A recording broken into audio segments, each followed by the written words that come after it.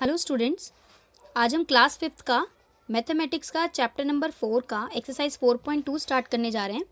इससे पहले हमने एक्सरसाइज 4.1 की थी और ये अब इसका दूसरा पार्ट है। देखिए 4.2 में जो हम क्वेश्चंस करेंगे उसमें हमें ग्रेटेस्ट और स्मॉलेस्ट फ्रैक्शन फाइंड आउट करना होगा। आपको कुछ फ्रैक्शंस दिए जाएंगे, उसमें से आपको ये देखना है कि छोटा और बड़ा फ्रैक्शन कौन सा है। तो इसमें 3 तरह के क्वेश्चंस आपके सामने आपको समझा रही हूँ। सबसे पहले आते हैं केस 1 पे। देखिए केस 1 में ये कंडीशन होगी जिसमें व्हेन डिनोमिनेटर्स आर सेम। मैंने आपको बताया था पहले वाली वीडियो में कि ऊपर वाले नंबर को न्यूमरेटर कहा जाता है और नीचे वाले नंबर को डिनोमिनेटर कहा जाता है। तो इसमें पहला केस ये होगा जिसमें डिनोमिनेटर्स सेम होंगे। आप देख रहे हैं सामने 2/5, 8/5, 3/5, 7/5 इस तरह के फ्रैक्शंस हैं और आपको कहा जाएगा कि इसमें से आपको सबसे बड़ा फ्रैक्शन और सबसे छोटा फ्रैक्शन बताना है। तो ऑलवेज रिमेंबर, अगर डिनोमिनेटर्स सेम हैं तो it is very easy to identify the greatest and smallest fraction. अगर डिनोमिनेटर सेम है तो आपको न्यूमरेटर को देखना है। इन सारे न्यूमरेटर्स में से न्यूमरेटर को अगर हम देखें तो 2, 8, 3, 7 ये न्यूमरेटर्स हैं हमारे पास। क्योंकि डिनोमिनेटर सेम है तो आपको डिनोमिनेटर्स को देखने की ज़रूरत नहीं है। तो 2, 8, 3, 7 में से 2 सबसे छोटा है और 8 सबसे बड़ा है। तो आप देख रहे हैं सामने लिखा है हमने स्मॉलेस्ट फ्रैक्शन 2/5 है और ग्रेटेस्ट फ्रैक्शन 8/5 है। तो याद रखिएगा ये वो केस है जिसमें डिनोमिनेटर्स सेम है। ओके, चलिए let's come to the case 2। Case 2 वो केस है जिसमें जो न्यूमरेटर्स होंगे वो सेम होंगे। When numerators are same. आप देख रहे हैं यहाँ पर 1/3, 1/4, 1/9, 1/7 इस तरह से दिया हुआ है। इसमें चारों फ्रैक्शंस में 1 न्यूमरेटर है, चारों में ही 1 न्यूमरेटर है। और अगर आपको याद हो तो जिस फ्रैक्शन का न्यूमरेटर 1 होता है उसे हम यूनिट फ्रैक्शन कहते हैं। तो ये सारे ही यूनिट फ्रैक्शन है। बेसिकली हमें ये देखना है कि यहाँ पे न्यूमरेटर सेम है। ज़रूरी नहीं हर बार 1 हो सकता है 2/3, 2/4, 2/9, 2/7 ऐसे दिया हुआ हो। यहाँ पर 1 है। तो याद रखिए अगर कभी भी न्यूमरेटर्स सेम है तो आप डिनोमिनेटर्स को देखकर बड़े छोटे का पता लगाएंगे। But it's not so simple कि आपने बस देखा और लिख दिया। करना क्या है, अगर न्यूमरेटर सेम है तो डिनोमिनेटर में जो सबसे छोटा डिनोमिनेटर है वो सबसे बड़ा फ्रैक्शन माना जाएगा। ध्यान से सुनिएगा, अगर न्यूमरेटर सेम है तो जो डिनोमिनेटर हैं उनमें सबसे छोटा जो डिनोमिनेटर होगा वो सबसे बड़ा होगा और जो सबसे बड़ा न्यूमरेटर होगा वो सबसे छोटा होगा। समझ गए आप? तो अब आप देख सकते हैं इसमें अगर हम चेक करें तो डिनोमिनेटर्स हैं 3, 4, 9, 7। इसमें 3 सबसे छोटा है यानी कि सबसे बड़ा है। मैंने आपको भी बताया अगर न्यूमरेटर सेम है तो जो सबसे छोटा डिनोमिनेटर होगा वो ही एक्चुअली सबसे बड़ा फ्रैक्शन होगा और जो सबसे बड़ा डिनोमिनेटर होगा वो ही सबसे छोटा फ्रैक्शन होगा। तो यहाँ पर आप देख रहे हैं जो 3 है वो सबसे छोटा है लेकिन उसे हम सबसे बड़ा फ्रैक्शन मानेंगे। तो ग्रेटेस्ट फ्रैक्शन क्या है 1/3 और स्मॉलेस्ट कौन सा है जिसका डिनोमिनेटर सबसे बड़ा है यानी कि 1/9। तो याद रखिएगा अगर न्यूमरेटर्स सेम है तो डिनोमिनेटर्स को देखना है, बट डिनोमिनेटर्स में जो सबसे छोटा होगा वो सबसे बड़ा माना जाएगा और जो सबसे बड़ा होगा वो सबसे छोटा। तो ये 2 केसेस हो गए। चलिए तीसरे केस पे चलते हैं। When denominators are not same. अब यहाँ पर आपको थोड़ा सा वर्क करना पड़ेगा। ये थर्ड केस वो है जिसमें ना तो न्यूमरेटर सेम है और ना डिनोमिनेटर सेम है। यहाँ पर आपको अपनी कैलकुलेशन शो करनी पड़ेगी। देखिए हमें हमेशा एक बात का ध्यान रखना है कि हमारे जो डिनोमिनेटर्स हैं वो सेम हो, उसी कंडीशन में हम बड़ा छोटा पता लगा पाएंगे। हाँ दूसरा केस है कि अगर न्यूमरेटर सेम है तो भी आप पता लगा पाएंगे बिना किसी कैलकुलेशन के। लेकिन यहाँ पर आप देखिए ना तो डिनोमिनेटर सेम है और ना न्यूमरेटर सेम है। तो हमें क्या करना है, जो डिनोमिनेटर्स हैं हमें उन्हें सेम करना पड़ेगा। जैसे कि आप सामने देख रहे हैं लिखा हुआ है if denominators are not same then we will make them same by taking LCM of denominators. अगर डिनोमिनेटर्स सेम नहीं है तो पहले उन्हें सेम करना पड़ेगा। कैसे? Bye taking LCM. एलसीएम हमेशा याद रखिएगा डिनोमिनेटर्स का ही लिया जाता है, न्यूमरेटर्स का नहीं। ठीक है, तो एलसीएम लेंगे किसका? 4, 2, 6, 3। ये चारों अलग अलग नंबर्स हैं। इसे आप ऐसा ना हो कि 4, 2, 6, 3 एक साथ मान के चलें। 4, 2, 6 एंड 3, इनका हमें क्या लेना है? एलसीएम। एलसीएम निकालना आपने पिछले चैप्टर में सीखा हुआ है। तो देखिए सामने आपको दिख रहा है एलसीएम की कैलकुलेशन है। 4, 2, 6, 3, 2 से जा रहा था सबसे पहले, 2 की टेबल में आते हैं ये नंबर। तो 2 2 ज़ा 4, 2 1 ज़ा 2, 2 3 ज़ा 6, लेकिन 3 2 की टेबल में नहीं आता तो उसे एज इट इज़ उतार लेंगे। फिर 2 से 2 1 ज़ा 2 चला गया, 1 एज इट इज़ उतरेगा, 3 भी एज इट इज़ उतरेगा और दूसरा 3 भी। अब ये 3 से जाएगा।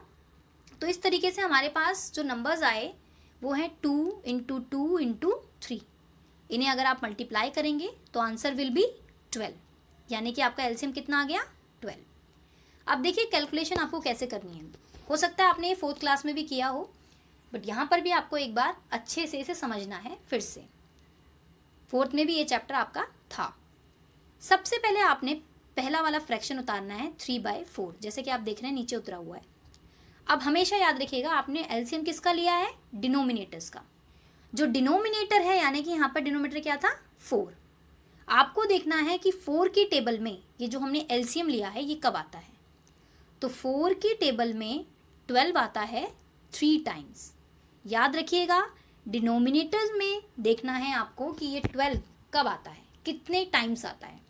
तो 4 की टेबल में 12 आता है 3 टाइम्स, तो नीचे भी 3 से करेंगे और ऊपर भी 3 से ही करेंगे।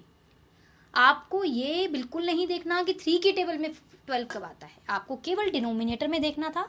डिनोमिनेटर में 3 टाइम्स आया तो ऊपर भी आप 3 ही लिखेंगे। ओके स्टूडेंट्स, अब इन्हें इंटू करेंगे। 3 3 ज़ा 9, 4 3 ज़ा 12। याद रहेगा। चलिए नेक्स्ट फ्रैक्शन उतारते हैं 5/2। फिर से वही देखना है डिनोमिनेटर में। याद रखिएगा मैं बार बार एक ही बार आपसे कह रही हूँ कि डिनोमिनेटर में ही आपको देखना है। तो डिनोमिनेटर 2 है, 2 की टेबल में 12 यानी एलसीएम कब आता है? 6 टाइम्स। तो नीचे भी 6 से ऊपर भी 6 से 30/12 हो गया। नेक्स्ट नंबर उतारा 9/6। फिर से डिनोमिनेटर यानी 6 में देखेंगे 12 कब आता है? 2 टाइम्स आता है। नीचे भी 2 से इंटू, ऊपर भी 2 से इंटू, तो ये बन गया 18/12। ऐसे ही 1/3 उतारा। डिनोमिनेटर 3 है, 3 की टेबल में 12 कब आता है? 4 टाइम्स आता है। नीचे भी 4 से इंटू, ऊपर भी 4 से इंटू। याद रखिएगा आपको हमेशा डिनोमिनेटर में ही चेक करना है कि ये एलसीएम वाला नंबर जो हमने निकाला है ये कितने टाइम्स आता है। जितने भी टाइम्स आता हो नीचे भी उतने से मल्टीप्लाई होगा और ऊपर भी उतने से ही मल्टीप्लाई होगा। ठीक है, तो अब देखिए आपके पास इस तरह के फ्रैक्शंस आ गए 9/12, 30/12, 18/12, 4/12। सबके नीचे 12 12 दिख रहा है आपको। तो डिनोमिनेटर सेम हो गया, जो कि हमारा काम था, हमें डिनोमिनेटर सेम करने थे। चलिए अब देखते हैं कि इनमें से सबसे बड़ा फ्रैक्शन कौन सा है। तो अगर आप देखें तो सबसे बड़ा है 30/12, जो कि यहाँ लिखा हुआ है मैंने, greatest fraction is equals to 30/12। अब क्योंकि 30/12 सबसे बड़ा है, लेकिन 30/12 तो हमारा क्वेश्चन नहीं था। आप ये देखिए कि आपने किस क्वेश्चन को कन्वर्ट करके, किस फ्रैक्शन को कन्वर्ट करके 30/12 आप लेकर आए हैं। तो आप देखेंगे 5/2 जो था उसे हमने कन्वर्ट किया था, तब वो 30/12 बना था। तो ग्रेटेस्ट फ्रैक्शन क्या है? 30/12 इज ऑल्सो करेक्ट, बट उसका ओरिजिनल नंबर क्या है? 5/2। ठीक है, अब स्मॉलेस्ट देखते हैं। सबसे छोटा है 4/12 और 4/12 का ओरिजिनल फ्रैक्शन कौन सा है? 1/3। ठीक है, तो इस हिसाब से ग्रेटेस्ट हो गया 5/2 और स्मॉलेस्ट हो गया 1/3। ओके, इसे बहुत ध्यान से समझिएगा क्योंकि आगे ऐड सब्ट्रैक्ट में भी यही मेथड आपका यूज होगा। अब देखिए अभी आपने डिनोमिनेटर सेम करके क्वेश्चन को सॉल्व किया। यही तरीका असेंडिंग डिसेंडिंग में भी यूज होगा। Similarly by following this method we can also arrange these fractions in ascending और डिसेंडिंग। सेम इसी तरीके से असेंडिंग और डिसेंडिंग भी होंगे। यही ऐसे ही नंबर आपको दिए जाएंगे 4 फ्रैक्शंस या 3 फ्रैक्शंस और आपको उन्हें अरेंज करना होगा। तो सबसे पहले आप उनके डिनोमिनेटर सेम करेंगे और इतनी कैलकुलेशन जो मैं आपको दिखा रही हूँ जूम करके, इतनी कैलकुलेशन उसमें आपकी रहेगी ही रहेगी एलसीएम के साथ। बस ये वाला जो पोर्शन है ग्रेटेस्ट और स्मॉलेस्ट फ्रैक्शन, ये आपको उसमें नहीं लिखना होगा, क्योंकि उसमें आपको क्या लिखना होगा कि असेंडिंग और डिसेंडिंग। मैंने उसी क्वेश्चन को असेंडिंग और डिसेंडिंग में किया है, तो ध्यान दीजिएगा। असेंडिंग आपको पता है क्या होता है, आपने पहले भी किया हुआ है, स्मॉलर टू ग्रेटर।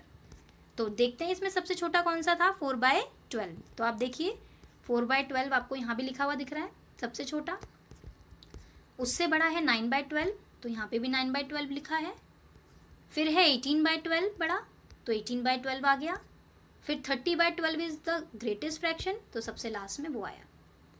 और आप देख रहे हैं और के बाद मैंने उनके ओरिजिनल फ्रैक्शंस लिखे हैं, यानी कि 4/12 पहले क्या था, तो देखते हैं 4/12 की सीध में क्या था, 1/3। 9/12 पहले क्या था, 3/4।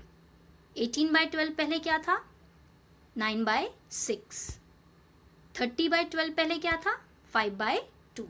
ओरिजिनल फ्रैक्शंस को लिखना ज़रूरी होता है, क्योंकि हमें क्वेश्चन जो दिए होते हैं, क्वेश्चन जो दिया है उसी को आपको अरेंज करना होता है। ये तो जस्ट मेथड, लेकिन आपको अरेंज किससे करना है, क्वेश्चन को। देखिए अगर असेंडिंग में आप अरेंज कर लेंगे तो डिसेंडिंग जस्ट उसी का ऑपोजिट होता है, बड़े से छोटा। सबसे पहले सबसे बड़ा, फिर उससे छोटा, फिर उससे छोटा, और फिर सबसे छोटा, और फिर उनके ओरिजिनल फ्रैक्शंस। ओके स्टूडेंट्स, तो ये याद रखिएगा, आगे ऐड सब्ट्रैक्ट में मेथड यूज़ होना है, इसलिए आपको इस मेथड को बहुत ध्यान से करना है। इसका एक और एग्जाम्पल मैं आपको दे रही हूँ, एग्जाम्पल 2। यहाँ पर 3 फ्रैक्शंस हैं, 6/10, 3/15, और इन्हें हमें अरेंज करना है असेंडिंग ऑर्डर में। ठीक है, असेंडिंग में या डिसेंडिंग में आपको जिसमें भी अरेंज करना है ये कैलकुलेशन आपको करनी पड़ेगी। तो सबसे पहले हम देखते हैं क्या डिनोमिनेटर सेम है। नहीं, डिनोमिनेटर सेम नहीं है। 10, 15 और 5 डिनोमिनेटर है, बट ये सेम नहीं है, तो हमें सबसे पहले क्या करना होगा, इनका एलसीएम लेना होगा। तो देखिए 10, 15 और 5 मैंने 5 की टेबल से किया है, क्योंकि ये तीनों ही नंबर 5 की टेबल में आते हैं। तो 5 2 ज़ा 10, 5 3 ज़ा 15, 5 1 ज़ा 5। आपको टेबल देखते समय बस एक बात का ध्यान रखना है कि यहाँ प्राइम नंबर ही यूज़ होंगे। ऐसा ना हो कि आप 10 1 ज़ा 10 कर दें या 15 1 ज़ा 15 कर दें, बिल्कुल नहीं करना है ऐसा। आपको प्राइम नंबर यूज़ करने हैं। प्राइम नंबर वो नंबर होते हैं जो अपनी ही टेबल में आते हैं केवल, जैसे 5 और किसी की टेबल में नहीं आता, उसे मैंने यूज़ किया है। फिर मैंने 2 से किया है, 2 1 ज़ा 2, 3 का 3, क्योंकि 3 2 की टेबल में नहीं आता, तो 3 एज इट इज़ आएगा, 1 भी एज इट इज़ आएगा। उसके बाद क्योंकि अब खाली 3 बचा है, तो 3 की टेबल से ही जाता है, and 3 is a prime number, तो 3 1 ज़ा 3, 3 1 ज़ा 3, इस तरीके से करेंगे। 3 नंबर्स आए हैं, 5 2 3, मल्टीप्लाई करेंगे तो बनेगा 30। तो ये हमारा एलसीएम है। चलिए अब क्वेश्चन पे आते हैं। एलसीएम ऑफ 10, 15 एंड 5 कितना आया, 30। एलसीएम आपने पिछले चैप्टर में निकालना सीखा है। सबसे पहला फ्रैक्शन उतारेंगे 6/10, और अभी मैंने आपसे कहा था टेबल किसकी पढ़नी है, डिनोमिनेटर की। डिनोमिनेटर किसे कहते हैं, नीचे वाले नंबर को। तो 10 हमारा डिनोमिनेटर है, डिनोमिनेटर में ये जो 30 है ये कब आता है, 3 टाइम्स आता है। तो 10 3 जा 30, नीचे 3 है तो ऊपर भी 3 ही आएगा, तो ये हो गया 18/30। फिर उतारा 3/15, 15 की टेबल में 30 कब आता है, 2 टाइम्स, 15 2 ज़ा 3 2 ज़ा 6/30। 15 की टेबल में 30 2 टाइम्स आता है, इसलिए नीचे भी 2 से हुआ और ऊपर भी 2 से मल्टीप्लाई हुआ। नाउ लास्ट नंबर 13/5, 5 की टेबल में 30 आता है 6 टाइम्स, तो 5 6 ज़ा 30 और 13 6 ज़ा 78। क्योंकि 5 की टेबल में ये 6 टाइम्स आता है, इसलिए नीचे भी 6 से हुआ और ऊपर भी 6 से हुआ। ठीक है, अब आपके पास 3 नंबर आ चुके हैं, 3 फ्रैक्शंस आ चुके हैं, 18/30, 6/30 एंड 78/30। अब इन्हें असेंडिंग ऑर्डर में अरेंज करते हैं। सबसे छोटा है 6/30, वो मैंने यहाँ लिख लिया है। उससे बड़ा 18/30 और सबसे बड़ा है 78/30। अब फिर से इनके क्या लिखेंगे, ओरिजिनल फ्रैक्शंस। 6/30 क्या था, 3/15 था। 18/30 क्या था, 6/10 था। और 78/30 क्या था, 13/5। तो इसका मतलब कि ये जो नंबर थे अब इनके ओरिजिनल फॉर्म में भी असेंडिंग में अरेंज हो चुके हैं। ठीक है स्टूडेंट्स, इसी तरीके से आपको एक क्वेश्चन करने हैं। मैंने पहले भी कहा ऐड सब्ट्रैक्ट भी आपका आगे इसी तरीके से आएगा जो मैं अगली एक्सरसाइज में भेजूंगी। फिलहाल आपको असेंडिंग डिसेंडिंग इस एक्सरसाइज में करने हैं। उसके साथ ही साथ आपको ग्रेटर और स्मॉलर बताना है, चाहे वो 4 नंबर्स में से 4 फ्रैक्शंस में से बताना हो या 2 में से बताना हो, और भी बताना है। ओके स्टूडेंट्स, तो ध्यान रखिएगा असेंडिंग डिसेंडिंग या ग्रेटर स्मॉलर, या चाहे आपको साइन लगाना हो ग्रेटर देन लेस देन का, तो भी वो इसी तरीके से किया जाएगा। देखिए ये असाइनमेंट है जो आपको दिया जाएगा इस वीडियो के साथ। सबसे पहले क्वेश्चन में ग्रेटेस्ट और स्मॉलेस्ट फ्रैक्शन निकालना है, जैसे कि मैंने अभी आपको बताया, सेम उसी तरीके से कीजिएगा। उसके बाद यहाँ पर असेंडिंग और डिसेंडिंग, एक ही क्वेश्चन को असेंडिंग में भी करना है और डिसेंडिंग में भी करना है। आपको कैलकुलेशन बार बार नहीं करनी है, एक बार आप कैलकुलेशन कर लेंगे एलसीएम लेके तो फिर असेंडिंग और डिसेंडिंग दोनों अरेंज हो जाएंगे। उसके बाद कंपेयर है, बड़ा छोटा, इसमें भी आपको ग्रेटर देन लेस देन का साइन लगाना है, एलसीएम लेके ही होगा, डिनोमिनेटर्स अलग अलग हैं। क्वेश्चन 4 में इक्विवेलेंट फ्रैक्शन निकालना है। तो यहाँ पर जैसे पिछली एक्सरसाइज में आपने किया है, इक्विवेलेंट फ्रैक्शन जब हम करते हैं तो हमें उसी नंबर के मल्टीपल्स को आगे बढ़ाना है। जैसे 11/12 है तो आप आगे क्या लिखेंगे, 22/24, फिर 33/36। ठीक है, क्योंकि 11 3 जा 33 और 12 3 जा 36। यहाँ पर आपको टेबल बढ़ानी है आगे। आपको यहाँ पर थोड़ा सा सोच के काम करना है। क्वेश्चन नंबर 5 में यहाँ पर उन्होंने बीच बीच में टेबल मिस की हुई हैं, वो टेबल्स आपको ध्यान से करनी है, बस इसे ध्यान रखिएगा। जैसे कि मैं आपको बता देती हूँ, 7/8 दिया हुआ है, आप देखिए कि इन्होंने कहाँ तक टेबल को ये लेके गए। 8 की टेबल में 45 टाइम्स आता है, 8 5 जा, क्योंकि 8 को इन्होंने 5 तक किया है तो 7 को भी आप 5 तक लेके जाएंगे, 7 5 जा 35। ओके, फिर नेक्स्ट एक और ब्लैंक है, फिर से आ जाइए 7/8 पे। 7 के सामने 21 है, तो 21 7 की टेबल में कब आता है, 3 टाइम्स आता है, इसलिए 7 3 जा हुआ है तो 8 3 जा ही होगा, यानी कि 24।